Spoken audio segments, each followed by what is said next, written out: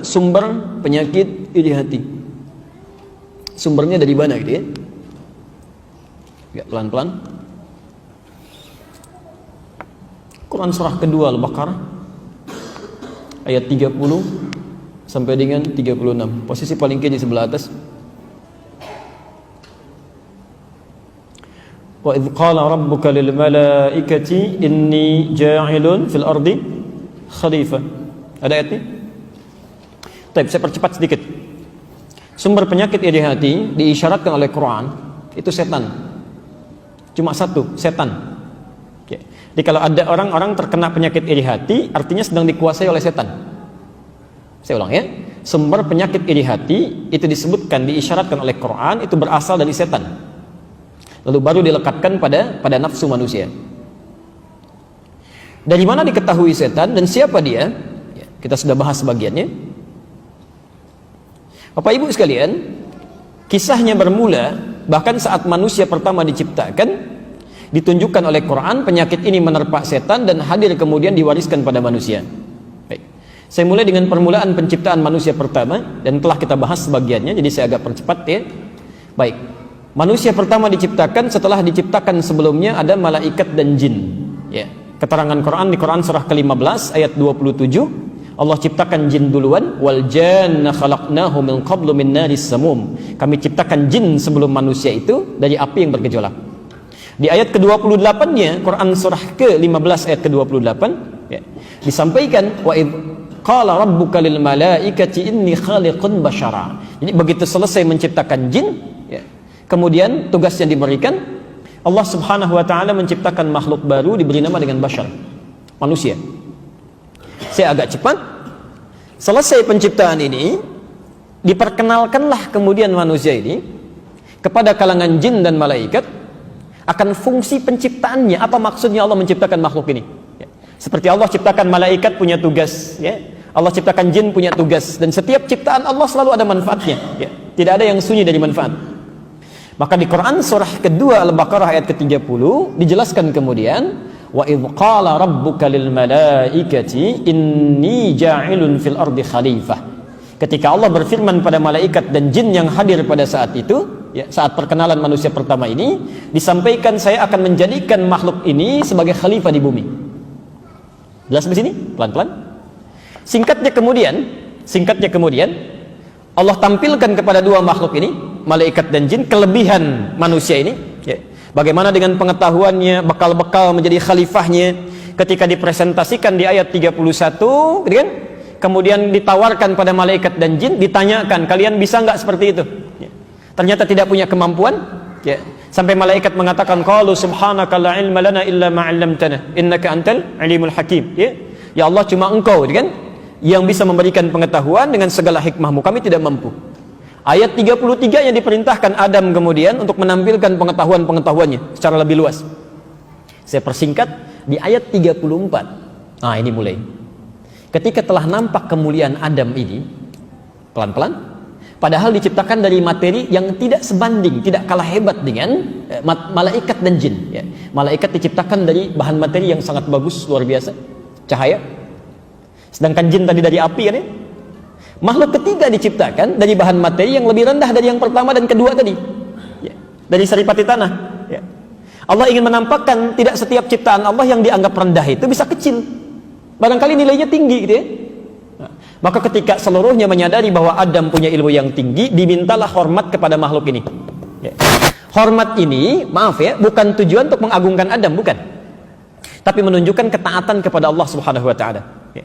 Di fungsi sujud kepada Adam ketika dimintakan itu bukan untuk mengangkat Adam, bukan, tapi menunjukkan ketaatan malaikat dan jin kepada Allah ketika diperintahkan.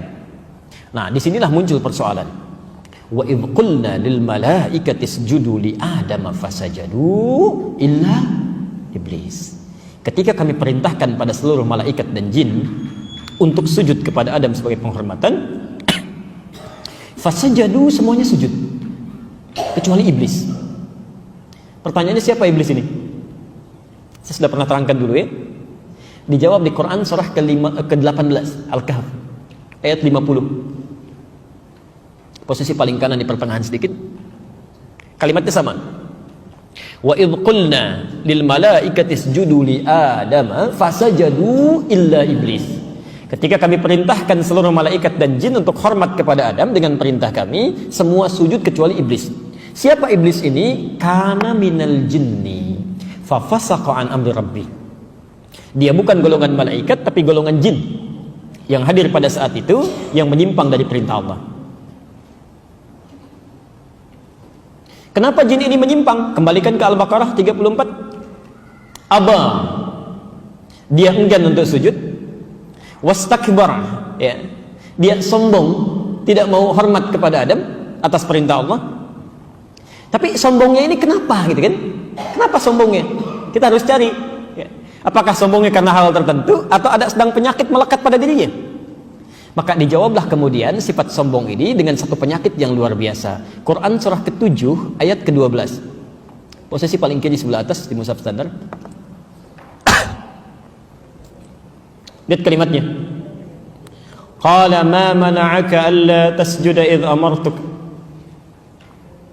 Allah kemudian menyampaikan kepada iblis, kepada jin tadi, apa yang menyebabkan kau tidak mau sujud ketika saya perintahkan? Perhatikan poinnya Bu ya, Pak ya. Lihat kalimat Qurannya. Ketika saya perintahkan. Ini sebetulnya semua ibadah itu Allah nggak butuh. Maaf, itu tidak butuh. Jadi kita semua tidak sujud pun tidak sholat kepada Allah semuka bumi, itu tidak akan menurunkan derajat Allah sebagai Tuhan. Allah tetap Tuhan, nggak akan berkurang kemuliaannya. Ya. Tapi semua ibadah yang diperintahkan, diminta, dikerjakan, itu hanya menunjukkan ketaatan kita saja sebagai seorang hamba. Ya. Kita yang perlu. Nah ketika Allah tanyakan, kamu kenapa nggak mau sujud? Ya. Sebetulnya Allah maha tahu, nggak dijawab pun sudah ketahuan. Hanya untuk menerangkan nanti kepada kalangan malaikat, kepada kalangan jin yang ada pada saat itu, termasuk kita saat ini. Ini loh penyebabnya, yang menyebabkan dia bisa menyimpang dari ketentuan Allah. Jadi kalau ada orang-orang terkena penyakit ini nanti, Anda mesti waspada, Anda punya potensi menyimpang nantinya. Itu maksudnya. Ya. Maka ditanyakan kepada jin ini, kenapa? Gitu kan? Kamu tidak mau sujud kepada Adam ketika saya perintahkan. Lihat kalimatnya. Alhamdulillah. Ana khairum minhu. Khalaqtani min narin wa khalaqtahu min tin. Saya lebih hebat dibandingkan dia. Saya lebih bagus. Ya, lebih baik dibanding dia. Engkau ciptakan saya dari bahan yang lebih bagus dari dia, dari api. Sedangkan engkau ciptakan dia dari bahan saripati tanah saja. Insyaallah, pelan-pelan. Kalau dibaca sekilas, kelihatannya sifat sombong yang muncul.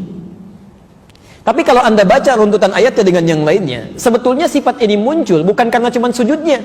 Ya. Karena iblis ini, jin ini menginginkan dia yang dipilih menjadi seorang khalifah. Kembalikan ke ayat 30 tadi Al-Baqarah. Seolah-olah bahasanya begini, kenapa yang ditunjuk jadi khalifah dia bukan saya? Ya. Saya kan lebih hebat. Ya. Bahan saya lebih bagus, kemampuan saya lebih tinggi, gitu kan? Kenapa nggak dipilih saya? Kok dipilihnya dia? Jelas ya?